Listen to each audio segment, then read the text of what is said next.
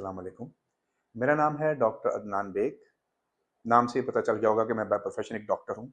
MBBS doctor, emergency medicine में काम करता हूँ और पाकिस्तान से मेरा ताल्लुक है। उसके अलावा मैं एस्ट्रोन्यूमरोलॉजिस्ट भी हूँ, जो मेरा इस यूट्यूब चैनल का टॉपिक है। अब मैंने ये मैंने क्यों सीखा? मुझे इसमें क्या इंटरेस्ट है? मेरे मुताबिक अगर आप देखें तो नाम जो है ना, नाम जो है आपका वो बहुत इंपॉर्टेंट है। आपका नाम अगर ठीक नहीं है तो मुझे ऐसा लगता है कि आपको प्रॉब्लम्स आती हैं। नाम आपकी जिंदगी पे इम्पैक्ट करता है। तो एस्ट्रोन्यूमरोलॉजी भी इसी तरह की कुछ चीजों से रिलेटेड है। एस्ट्रोन्यूमरोलॉजी, एस्ट्रोलॉजी एंड न्यूमरोलॉजी। एस्ट्रोलॉजी आप सबको पता ही है कि प्लैनेट्स उसमें देखे जाते हैं या चार्ट बनाया जाता है और उसके मुताबिक से बात की जाती है। न्यूमरोलॉजी, न्यूमरोलॉजी क्या है? न्यूमरोलॉजी नंबरों की दुनिया। जैसे आपके नाम का मतलब होता है वैसे ही आपके नाम की कैलकुलेशन भी होती है। तो उसकी सिंक्रोनाइजेशन हमें आपकी डेट ऑफ बर्थ के साथ करनी पड़ती है। ठीक है, अगर वो सिंक्रोनाइज्ड है तो आपकी चीजें बेहतर रहेंगी, और अगर वो सिंक्रोनाइज नहीं तो प्रॉब्लम कर सकता है। जैसा कि आपने देखा होगा, बहुत सारे लोग इंटेलिजेंट भी होते हैं, एजुकेटेड भी होते हैं, टैलेंटेड भी होते हैं, लेकिन वो सक्सेस नहीं हासिल कर पा रहे होते। तो उसकी वजह इसमें प्रॉब्लम हो सकती है आपके डेट ऑफ बर्थ में और आपकी नाम की सिंक्रोनाइजेशन में प्रॉब्लम हो सकती है। ऐसी कोई या कोई ऐसा कॉम्बिनेशन आपकी डेट ऑफ बर्थ में हो सकता है जिसकी वजह से आप जो है कामयाब नहीं हो पा रहे हैं। अब इसका फायदा क्या है? इसका फायदा ये है, इसको आप फोरकास्ट के तौर पे यूज कर सकते हैं। जैसा कि ये एक डेट ऑफ बर्थ मैंने लिखी हुई है पहले से। इसका समझाने का पर्पज आपको ये है, अब ये एक डेट ऑफ बर्थ है, इसमें आपकी पर्सनैलिटी भी सारी इसमें ही है, और आपका लाइफ पाथ यानी डेस्टिनी भी आपकी इसमें है। यानी जब आप पैदा हुए हैं और जब तक आप जिंदा हैं, सारा कुछ इसके अंदर लिखा होता है। इसको बस डिकोड करने की जरूरत होती है, और डिकोड करके हम आपको बता सकते हैं कि भाई ये इवेंट्स और ऐसे ऐसे हो सकता है, आप उसकी प्रिकॉशंस कर लें। या आपकी जो डेट ऑफ बर्थ है उसके कॉम्बिनेशन इस तरह के हैं कि आपको ये प्रॉब्लम कर रहा है, इसीलिए आपको सक्सेस नहीं आ रहा है। या आपका नाम जो है आपके डेट ऑफ बर्थ के साथ सिंक्रोनाइज नहीं हो रहा है, इसमें इसलिए प्रॉब्लम आ रहा है। तो ये भी एक तरीका है इस चीज को असेस करने का, कि आप लाइफ में सब कुछ कर रहे होते हैं, आप लाइफ में हर चीज कर रहे होते हैं, लेकिन आपको फायदा नहीं हो रहा होता। तो इसको भी देख लेना चाहिए, इसमें भी कोई प्रॉब्लम होता है। इसी को आपको मैंने सिखाना है, और मैं आपको इस तरह से सिखा दूंगा कि आप अपने डेट ऑफ बर्थ के बारे में खुद ही जान पाएंगे कि आप कौन सी कैपेबिलिटीज लेकर आए हैं, अल्लाह ने आपको क्या दिया दुनिया में, आप दुनिया में लेकर क्या आए हैं। ये सब आप उसमें देख सकते हैं। आपके पॉजिटिव चीजें क्या हैं, आपकी नेगेटिव चीजें क्या हैं, वो आपको सारा इसमें मिल जाएगा। फिर आप उसके मुताबिक अपने आप को एडजस्ट कर सकते हैं। ये है एस्ट्रोन्यूमरोलॉजी। नाम की करेक्शन करना, सिंक्रोनाइजेशन करना, और फोरकास्टिंग करके अपने आप को उसके लिए तैयार करना। जैसे अगर आपको इसमें ऐसा कुछ मिल जाए जो कि मेरे एक्सपीरियंस के मुताबिक 70 to 80% वो जो आप फोरकास्ट देख रहे होते हैं इसमें वो हो जाती है।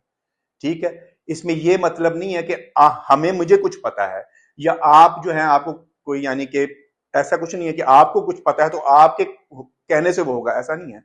अल्लाह ताला ने हर चीज इसमें हर बात लिखी हुई है इसके अंदर।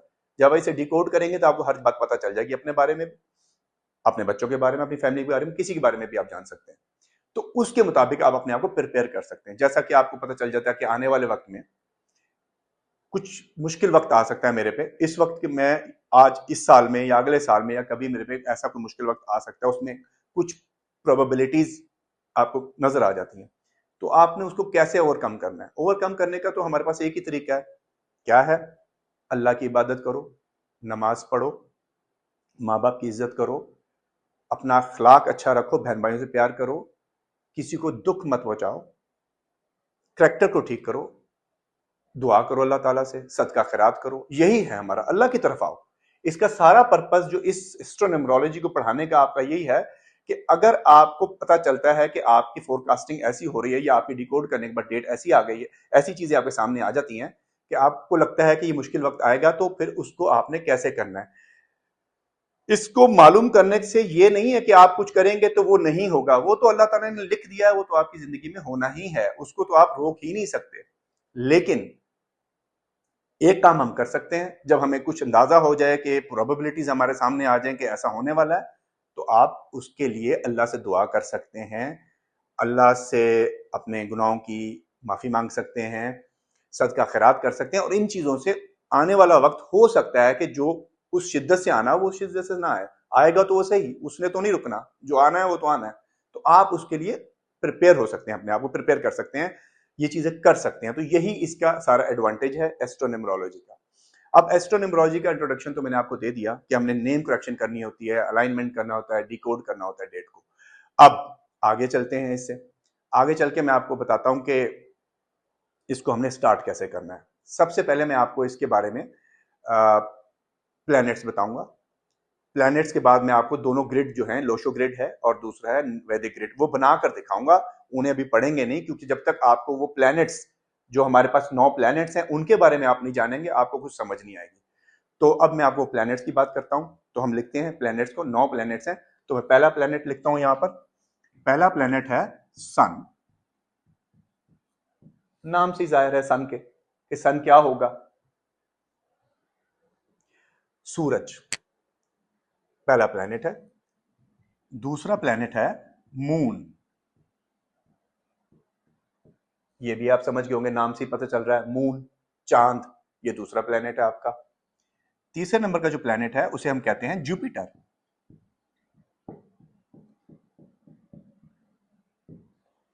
जुपिटर ये भी एक प्लैनेट है। चौथे नंबर का प्लैनेट है राहु। इंग्लिश में इसको डेविल टेल भी कहते हैं। इसी तरह पांचवें नंबर का प्लैनेट मैं लिखता हूं। पांचवें नंबर का प्लैनेट है मरकरी। सही। अब आ जाए छठे नंबर का प्लैनेट। छठे नंबर का प्लैनेट है वीनस। आई होप कि आपको नजर आ रहा होगा। सातवें नंबर का प्लैनेट केतु।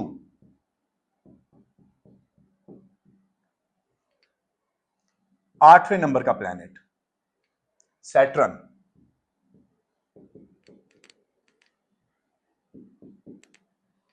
सैटर्न आठवां नंबर। नवें नंबर का प्लैनेट मार्स। ये इसमें से कई नाम तो आपने सुने ही होंगे। ये 9 प्लैनेट्स की सारी गेम है, ठीक है। और इनके जो जो नंबर मैं लिख रहा हूं, ये नंबर 1 जो है वो सन कहलाता है, यानी ये नंबर है इसका। नंबर 2 की बात करेंगे तो नंबर 2 का मतलब वो मून है। अगर हम नंबर 3 की बात करेंगे तो नंबर 3 का मतलब जुपिटर कहेंगे। अगर हम नंबर 4 की बात करेंगे तो उसका मतलब होगा राहु। अगर हम नंबर 5 की बात करेंगे तो उसका मतलब होगा मरकरी।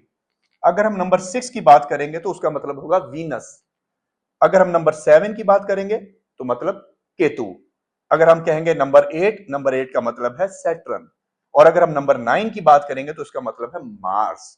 अब ये नॉन प्लैनेट जिनके नाम मैंने आपको बता दिए हैं, इन प्लैनेट्स के अपने अपने एट्रीब्यूट्स हैं। ये सिर्फ एक नाम नहीं है, इनकी पूरी पूरी डिटेल्स हैं कि सन से रिप्रेजेंट आने वाले लोग कैसे होते हैं, मून से रिप्रेजेंट होने वाले लोग कैसे होते हैं, जुपिटर वाले कैसे होते हैं, राहु वाले कैसे होते हैं, मरकरी वाले कैसे होते हैं, वीनस वाले कैसे होते हैं, केतु वाले कैसे होते हैं, एंड सो ऑन बाकी के। तो ये इनके एट्रीब्यूट्स मैं आपको बाद में जरूर बताऊंगा, लेकिन अभी तक का मेरा यही था कि मैं आपको थोड़ा सा इंट्रोडक्शन दे दूं कि ये जो 9 प्लैनेट मैंने आपको लिख के दिखाए हैं, ये 9 प्लैनेट जो हैं इसी इसी के अराउंड हमने घूमना है। पूरी न्यूमरोलॉजी और पूरी एस्ट्रोलॉजी इसके अराउंड ही घूमती है।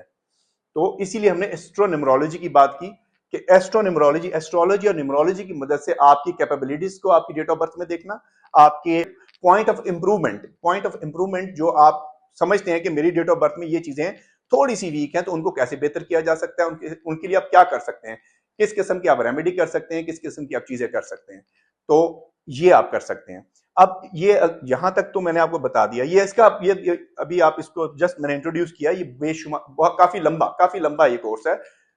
काफी ज्यादा एपिसोड्स बनेंगे इसके। तो अब जो चीज है वो मैं आपको सिर्फ ग्रिड्स बना के दो दिखाऊंगा। एक लोशो ग्रिड होगा, एक वैदिक ग्रिड होगा। 2 ग्रिड बनाऊंगा, एक इस साइड पे लोशो ग्रिड बना दूंगा, इस साइड पे वैदिक ग्रिड बना दूंगा। तो उसके बाद फिर मैं आपको समझाता हूं उनके बारे में थोड़ा सा।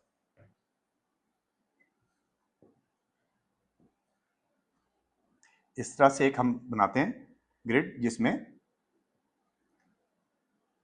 इस तरह डिस्ट्रीब्यूशन होती है, 9 कॉलम्स होते हैं, ठीक है। ये लोशो ग्रिड है, इसको आप लोशो ग्रिड कहेंगे,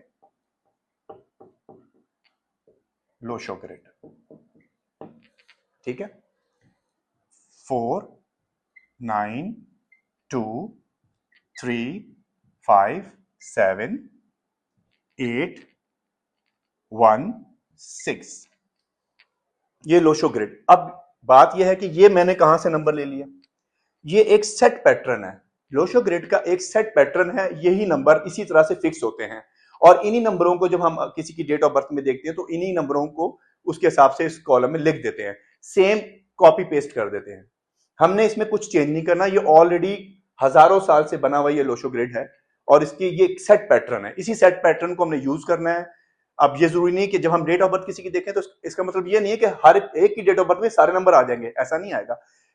मुख्तलिफ लोगों की डेट ऑफ बर्थ में मुख्तलिफ तरह से आएगा, किसी में बहुत ज्यादा नंबर होंगे इन्हीं कॉलम में, यानी 3 की जगह 3 5 7 जो भी है, जैसे 4 है 4 की जगह 4 होगा। यानी कहने का मतलब है कि ये फुल, आज तक कभी मैंने ऐसा नहीं देखा कि ये पूरा फुल हो जाए, मुझे तो नहीं मिला आज तक ऐसा। तो एस हर एक की डेट ऑफ बर्थ के मुताबिक हम जो है उसके अंदर इसके नंबर लिख देते हैं और उसको देखते हैं चार्ट को। ये अभी सिर्फ मैं इंट्रोड्यूस करवा रहा हूं, ये सारा कुछ मैं आपको सिखाऊंगा, हर चीज समझाऊंगा। दूसरी तरफ मैं आ जाता हूं, वैदिक ग्रिड कैसा होता है। वैदिक ग्रिड वो भी लोशो ग्रिड की तरह एक सेट पैटर्न है, उसको हम पैटर्न को चेंज नहीं कर सकते।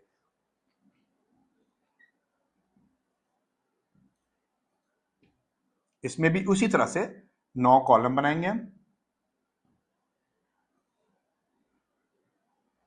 ठीक है। अब इसके नंबर ऐसे नहीं है, ये लोशो ग्रिड में तो ये पैटर्न चलता है 4 9 2 3 5 7 8 1 6। वैदिक ग्रिड में जो पैटर्न चलता है वो है 3 1 9 6 7 5 2 8 4। सेम बात, इसका भी सेम फिक्स पैटर्न है, इसका भी सेम फिक्स पैटर्न है। जब हम इसको यूज करेंगे तो मैं आपको ये सिखाऊंगा कि इन चीजों को कैसे यूज करना है। अभी तक के लिए सिर्फ मैं ये चाहता था कि क्योंकि मैं थोड़ा सा आपको इंट्रोडक्शन दिया, 9 प्लैनेट्स का नाम बताए और उसके बाद मैं ये चाहता था कि आपको ये पता चल जाए, डिफरेंशिएट कर सकें आप इसमें। बाद में आपको इसकी स्पेसिफिकेशंस भी बताऊंगा, आपको इसकी स्पेसिफिकेशंस भी बताऊंगा और इनसे कैसे कैसे हम चीजें मालूम कर सकते हैं, ये चीजें भी इंशाल्लाह मैं आपको सिखाऊंगा। तो आज के दिन के लिए मैं समझता हूं कि इतना ही काफी है, पहला एपिसोड है और मुझे उम्मीद है कि आपको ये पसंद आया होगा। और सब्सक्राइब करने की रिक्वेस्ट हर यूट्यूबर करता है, मैं भी वैसे करूंगा। तो इंशाल्लाह उम्मीद है कि हमारा ये जो हमने एक एजुकेशन का सिलसिला शुरू किया है वो कंटिन्यू होगा और आप इससे फायदा उठाएंगे। आप खुद घर बैठ के अपने बारे में जान पाएंगे, अपने पॉजिटिव, अपने नेगेटिव और अपने कॉम्बिनेशंस। तो तब तक के